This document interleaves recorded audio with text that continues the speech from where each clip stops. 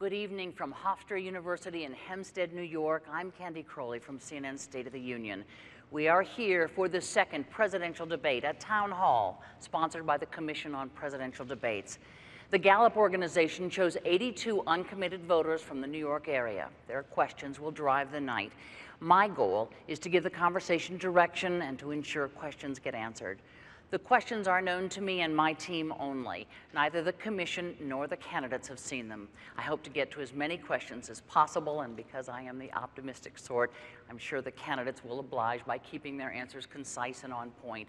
Each candidate has as much as 2 minutes to respond to a common question, and there will be a 2-minute follow-up. The audience here in the hall has agreed to be polite and attentive, no cheering or booing or outbursts of any sort. We will set aside that agreement just this once to welcome President Barack Obama and Governor Mitt Romney.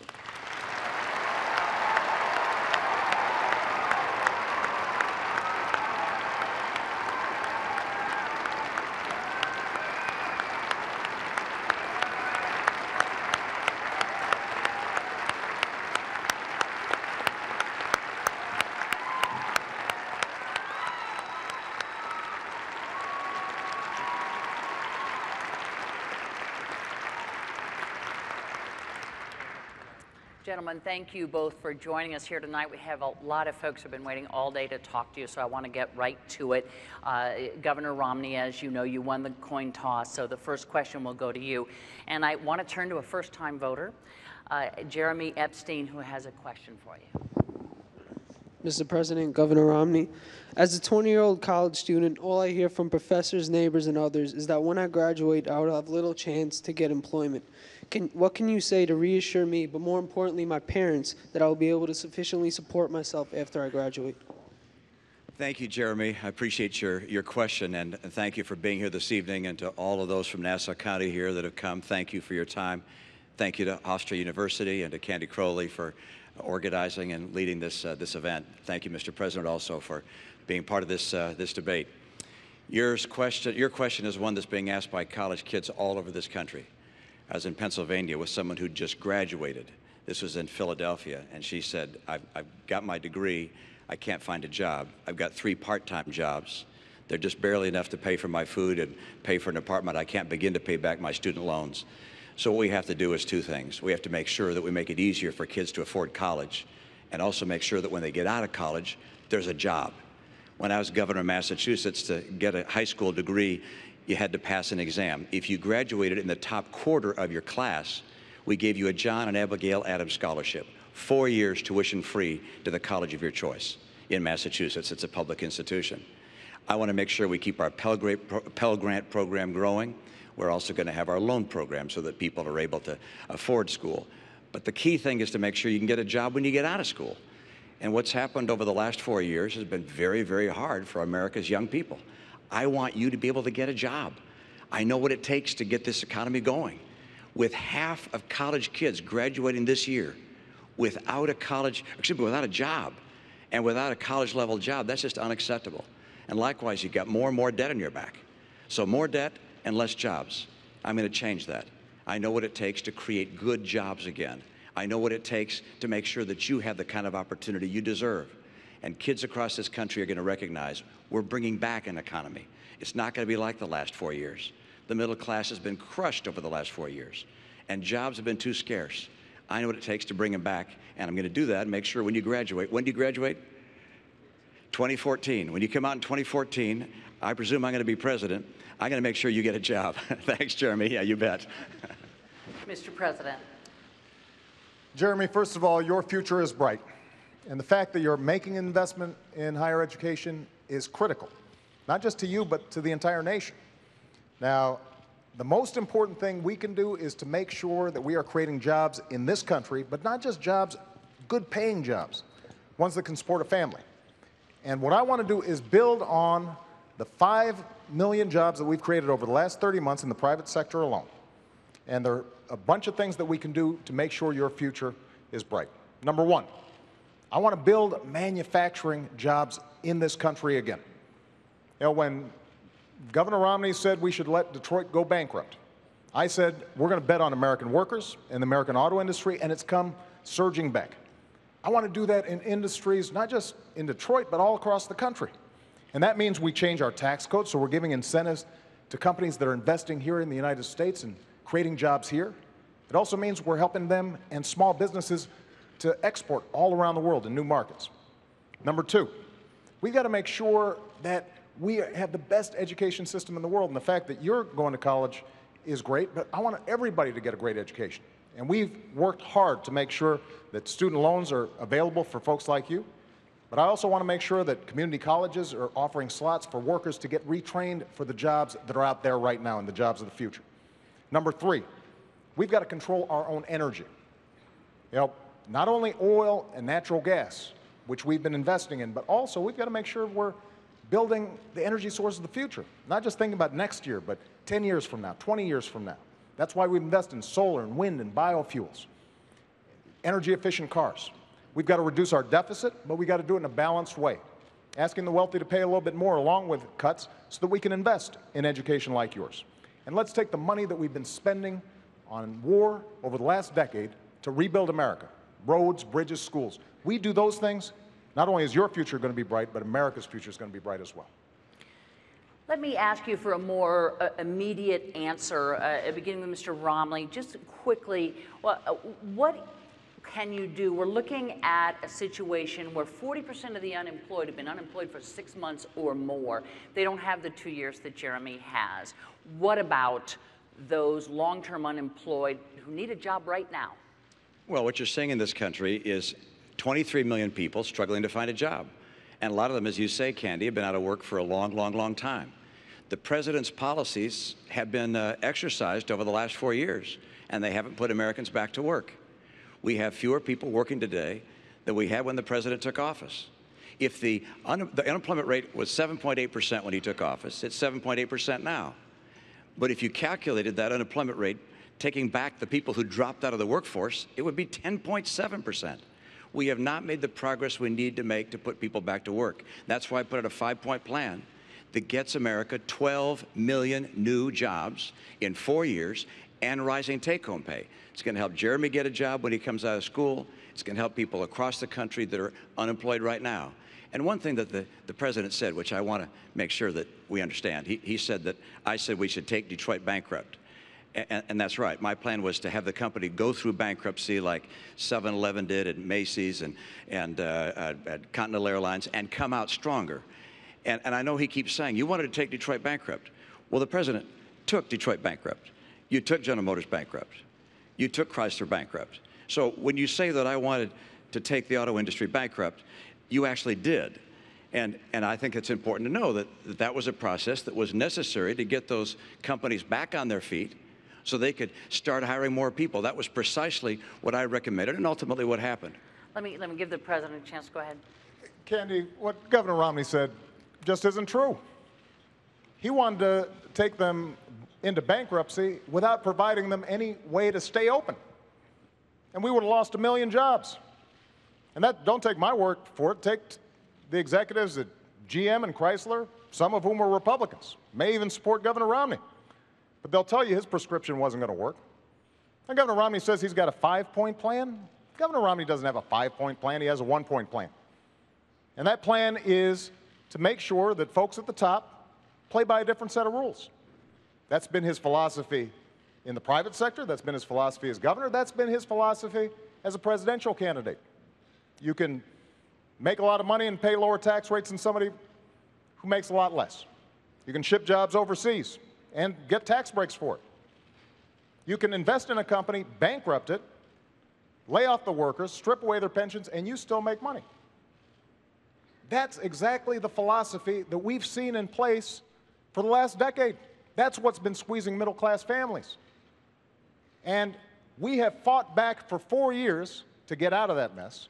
The last thing we need to do is to go back to the very same policies that got us there. Mr. President, the next question is going to be for you here. And Mr. Romney, Governor Romney, there'll be plenty of chances here to go on, but I want to, we have all these folks. I will let you absolutely. That Detroit answer and the rest of the answer way off the mark. Okay, you certainly will have lots of time here coming up. Because I want to move you on to something that sort of connected to cars here and go over, and we want to get a question from Philip Turcola.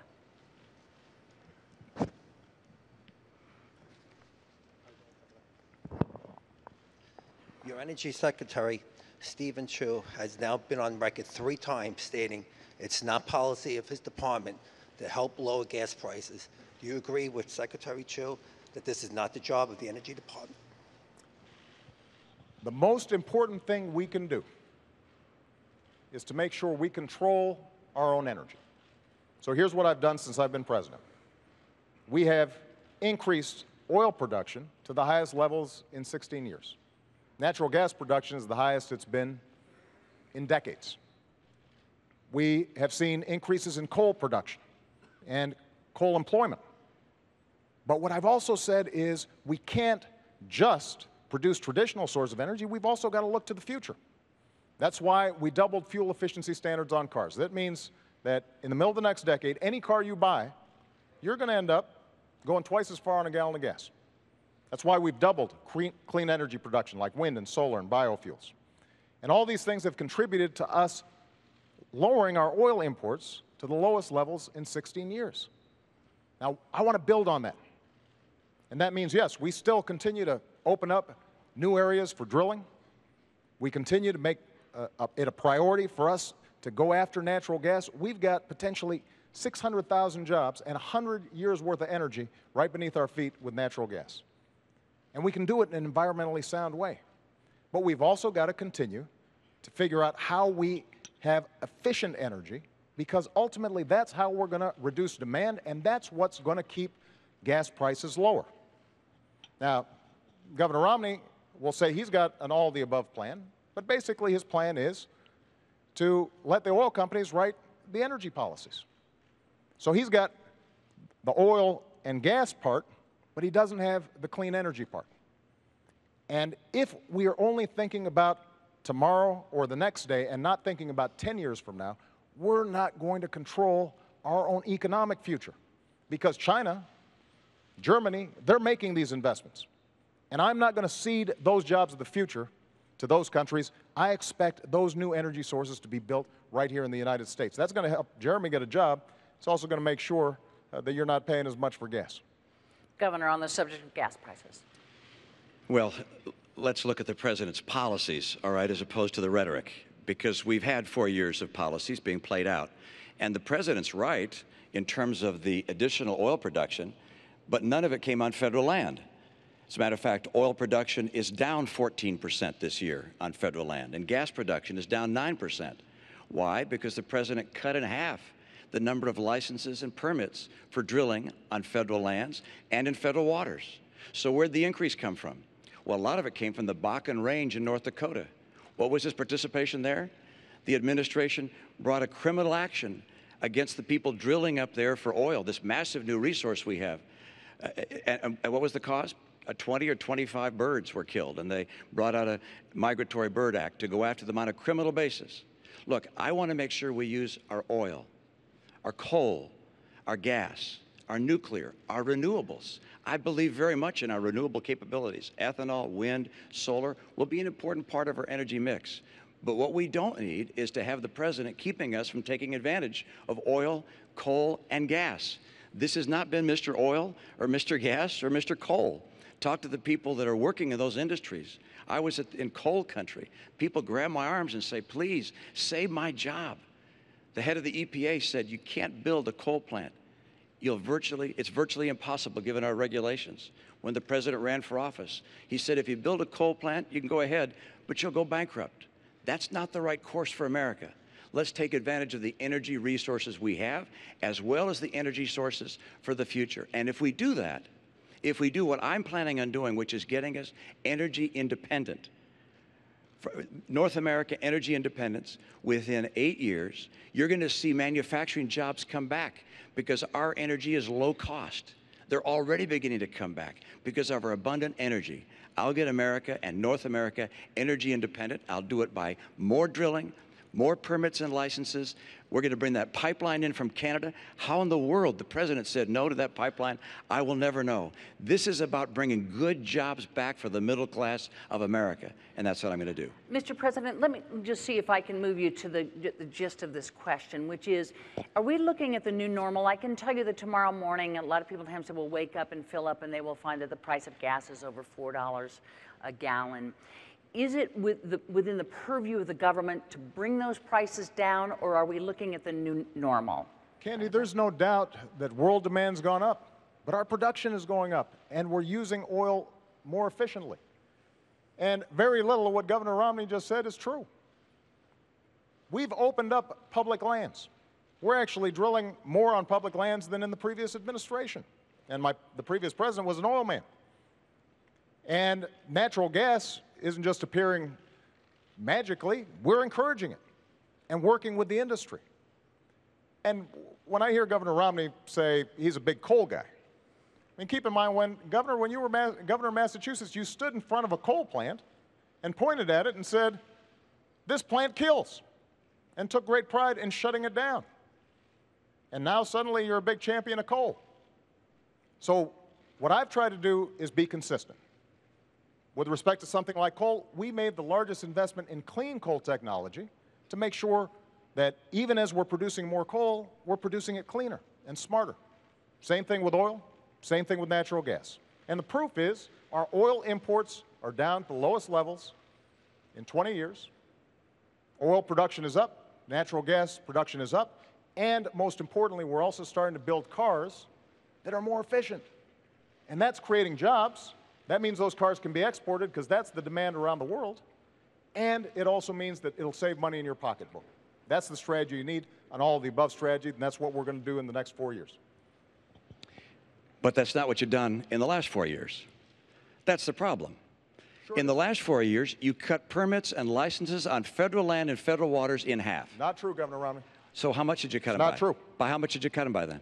Governor, we have actually produced more oil. No. How much did you cut licenses and permits on federal land and federal waters? Governor Romney, here's what we did. There were a whole bunch of oil companies. No, I had a question, and the question was, how much did you cut them by? You want me to answer a question? How much did you cut them by? I'm happy to answer the question. All right, and it is? Here's what happened.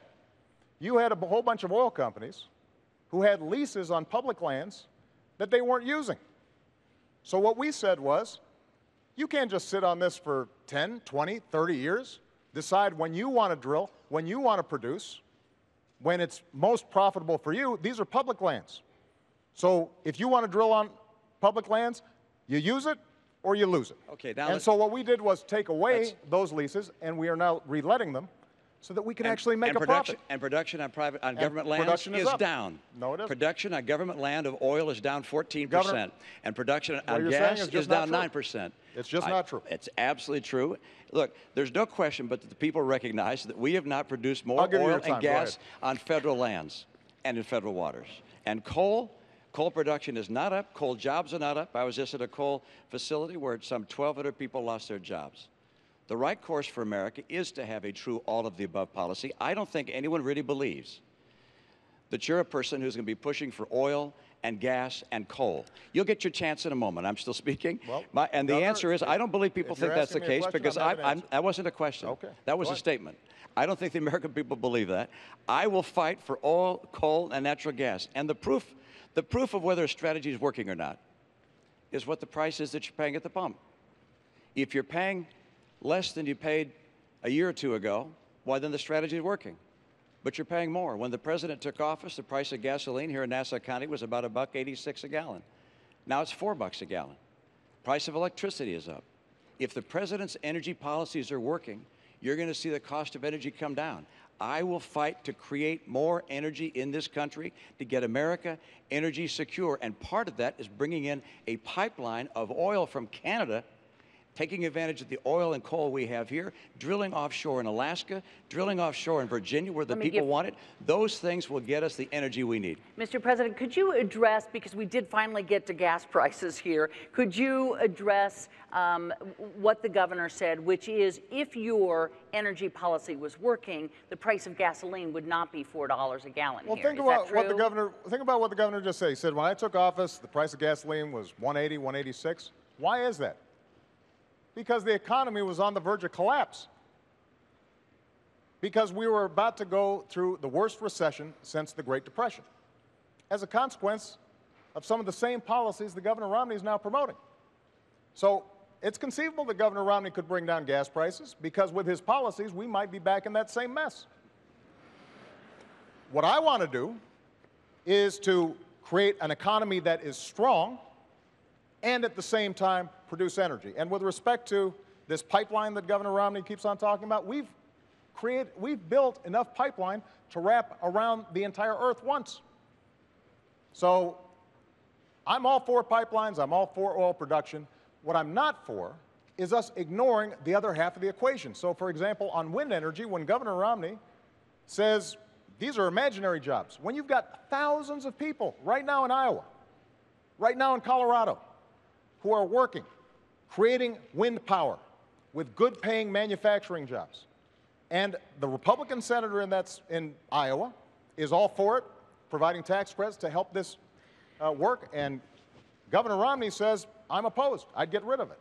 That's not an energy strategy for the future. And we need to win that future. And Mr. I intend to win President, it as President of the United States. I got to move you along. He got And the next question is for you. He actually got the first question, so I get the last question, last answer on that one. Actually, in the follow-up, it doesn't quite work like that, but I'm going to give you a chance here. I promise you I'm going to. And the next question is for you. So if you want to, you know, continue on, but I don't want to leave all these guys sitting here. Candy, I don't have a policy of stopping wind jobs in Iowa, and they're not phantom jobs. They're real jobs. Okay. I appreciate wind jobs in Iowa and across our country. I appreciate the jobs in coal and oil and gas. I'm going to make sure that taking advantage of our energy resources will bring back manufacturing to America. We're going to get through a very aggressive energy policy, 3.5 million more jobs in this country. It's critical to our future. Candy, it's We're okay. going to move you along to I'm used to being taxes. interrupted.